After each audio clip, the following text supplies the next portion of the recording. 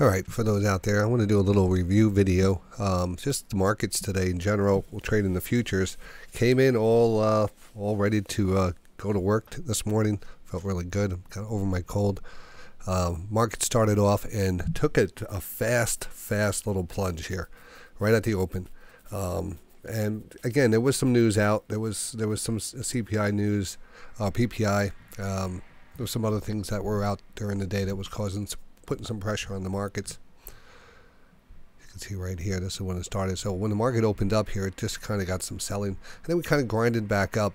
And at this point, we're starting to look at, it's pretty aggressive. It's a pretty aggressive move. You don't know what's going on. You're kind of measuring things out. I think it actually came down to a great level that we looked at. If we go on the SPY here, I know I had it. I know Racer had that same level. So it was about trying to get where that first bounce was going to be. So it's right here, this line right here. Oops, let me see that first initial drop right here to this line, and it just about got down there and bounced up here, and then we came down here, tested it again, then we popped, and then we sold off hard at the end of the day, and then back up.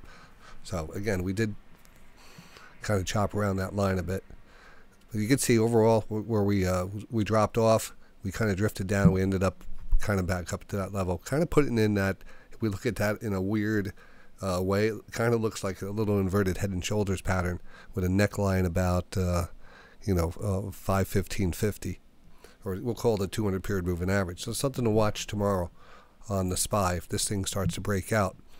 And we're set up for tomorrow on the SPY too with a 5 minute, even though it's going to open up pre-market. That's going to adjust. What time is it now? 7:10. So all right, actually, we might actually see something here soon on the SPY. The 1 hour chart had an hourly chart had a nice little rotation today, but not seeing too much. I think tomorrow is historically a very bearish day in the markets. The Ides of March, and it also kind of marks the bottom. Kind of the low of this area that we're in right now, and then we start to rally going into later into the summer. But we take it day by day, so I'm not really concerned about what that is telling us. But be interested to see. And we have this rising. We do have this rising channel. Someone pointed that out today too, and it was a pretty decent one, and we broke down through it today. So I'm still very bearish for tomorrow.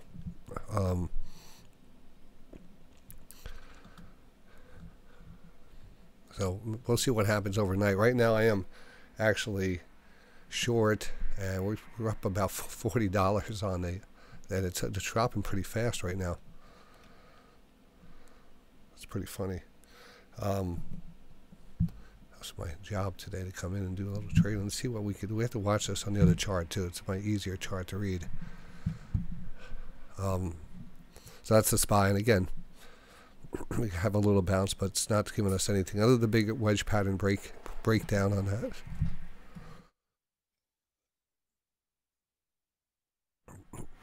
Let's jump ahead here for a second, just because I want to maybe take those profits off here. Let me see where we are. All right, so we're at the lows. I want to zoom out a bit. Again, there's a lot of room down here. I say overnight we're going to get closer and closer to that. Now it's up to me to say, do I take that easy money here, or now do I kind of risk a quad rotation setting up and a move back up? So, this is always the dilemma of a trader. I would say take profits, let's close it out, and if it bounces, we could always reshort it. And if it doesn't go, then we wait for a divergence or something. This was kind of like, see what happens. Trade at the open. Basically it happened at the closer to the open. All right. Let's continue on. So let's go back here to today, because today was a pretty interesting, a great day for divergences. And that said, I didn't pull the trigger on one. I actually did pull the trigger on one, but my Flowbot Replicanto software was not up to date on the software, so it didn't send out the trades or something. So I updated the software, And that just took a little while, but not too long. I got it back up and running and stuff. And then at that point, it was kind of 3 o'clock, and I just didn't take anything. And I was kind of upset about that. So I decided tonight, if we actually see if we happen to see a divergence or something, I'll take it on a copy trade. But look at the divergences that we had today, and we called out. Every time we put the blue line in, we're talking about a level. This was our first divergence here, about 1020. Nice one too. And we called that one. Market came back down. I think I was looking for another divergence here, and this one kind of dropped down and then popped. We're looking at something here. It looked like a sell side divergence. I didn't put that blue line in there, but you can see that it's a little bit lower than back over here. That's much higher. You can see the dotted line underneath it. You can't see it here. So it's definitely a divergence. Then we got down here, and this was a textbook 1130. This was really good, and I think I put these out on the Zello alert as much as I could today. You know, so I hope, you know, let me see. Shoot, my phone was on Do Not Disturb. I hope no one's trying to call me.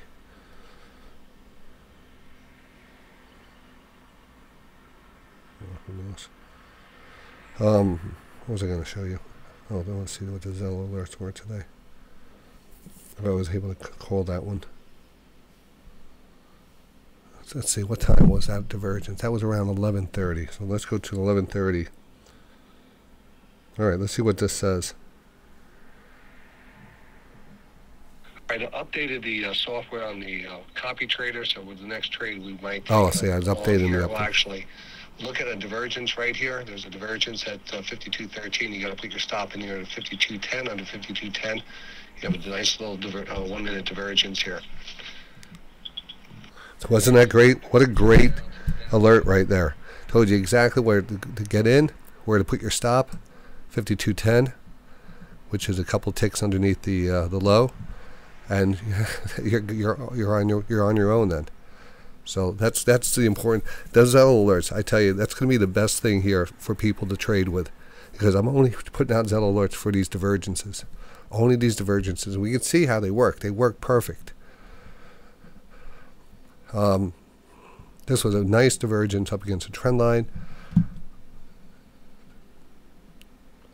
I think we call this one also, but it moved a little higher than, you know, because this was kind of one of those running divergence. I think we called it right here, and it went a little bit higher, and then finally, but when it went a little bit higher, you can see the stochastics did not make any new highs or anything. So that was a dead giveaway. That was really gonna, and that was exactly, look at this one right here. You see right there where I'm pointing? That was exactly the same that we had. Oh, where was it? It might have been, I'm not going to go back and look for it, but I think it was right here, right? Oh, this was the first one. So this one, you see how this is? It kind of drifted up, and we're up against a trend line, and it just has this weird angle that we're just kind of drifting up, but the stochastics are kind of rotating down. You see that, right? Everyone sees that. It's very important. All right, being on a trend line too, which is already established at a 1, 2, 3 channel. You can see we could go back here, and it goes all the way back. So you're on a 1, 2, 3 channel, and you have a divergence. All right, so that was the. But we're going to start labeling this one called lazy divergence. It didn't really rotate down too much, but when it started to go back up, it just didn't go, and it kind of just made its way down, and it started breaking down. Now, why do I want to call it something? Because I see it often, you know, and I just noticed it twice today. This type of divergence where we kind of grind up a couple, like 3 tops to a pop, 3 pops to a top, and kind of just a lazy divergence, just like this. And I'm going to go over here, up against the VWAP here, and we kind of had that same situation. We had a little divergence right here, got a little choppy, and then went a little bit higher. And you see what happened here? We kind of just never turned back up. It was almost identical in how long it lasted. That was it right there. That little pop right there, that reversal, that curled us down. That was perfect, and that was the top. And we called that. Let's see if we had that. I don't know. I was very busy on the Zello today. I tried to do that because I was trying to. All right, what time was that? 2:10. Let's see what goes at 2:10. All right, it is 5220. Little cell divergence here up against the VWAP. All right. Hey, look at that. Wow. I mean, that is good stuff right there. You're not missing anything. You're like a fireman on duty. So that's what the setups were. I got to still push the button on the copy trader to get those trades in. Again, working on just getting the bugs and making everything feel comfortable. Make sure I'm on the right account. So hopefully, maybe even tonight, you'll see that active. All right, so just starting back up on the camera here. So you know exactly what we're looking for. We have to have the patience, the same old spiel, the same old telling you the same thing. Wait for the setups. You know, divergences are very important. Even the bull and bear flags and how to get out of a bad divergence. You know, all these things that we have, little tricks of the trade, literally, work so well. To help you stay in trades, help you get out of trades that you think, you know, that might be, you know, run away or something, you know, a totally opposite move. And those are usually give you clues too. We see that strength now. I know how to defeat, you know, I know how to, when a divergence is going to fail. I know exactly when a divergence is going to fail. It's going to turn into a flag.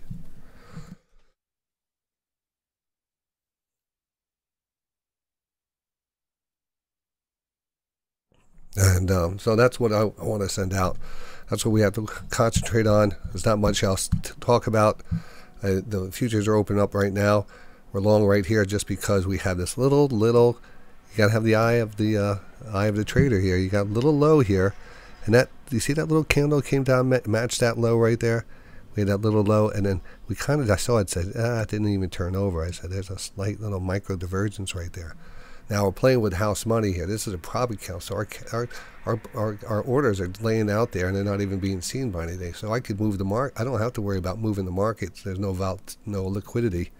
I don't need liquidity. I just need the price. It's going to work, you know. And then you have to understand that's given us the hardest part is going to be taking profits. Like, how far? Does it go to the 20? It's going to give you something. I don't care if it gives you 1 tick, 2 ticks, 3 ticks. You're going to get something if you, if you took it. But how much? That's always the $1 million question right there. Know when to hold them, know when to fold them.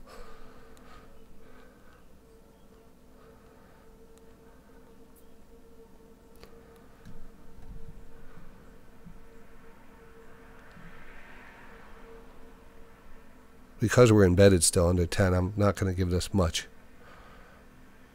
Right? Oh, right. I was just going to say maybe 2 ticks. It's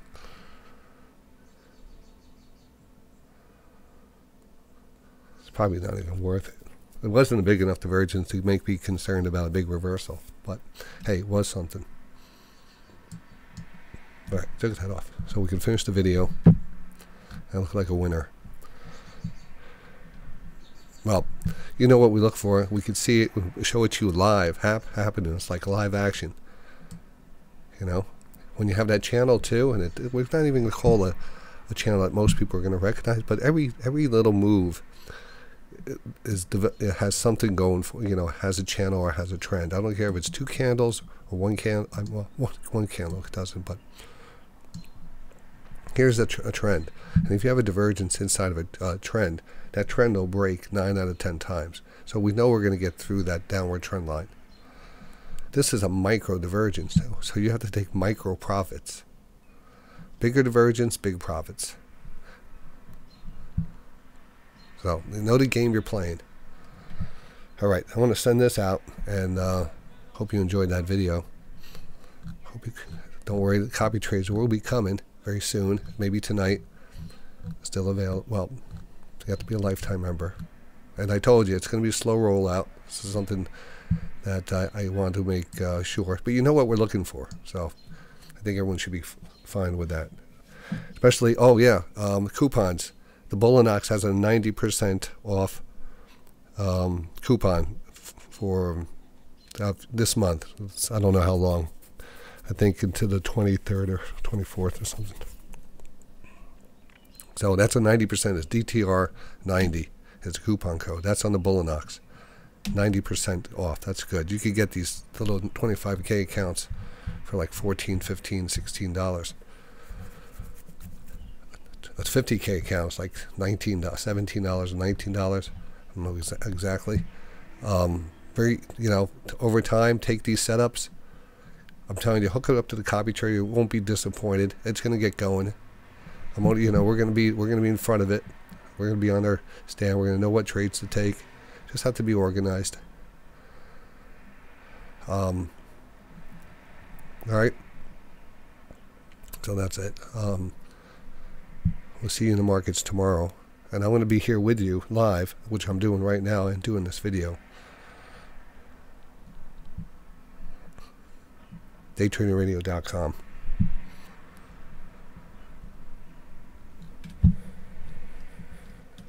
I'm done.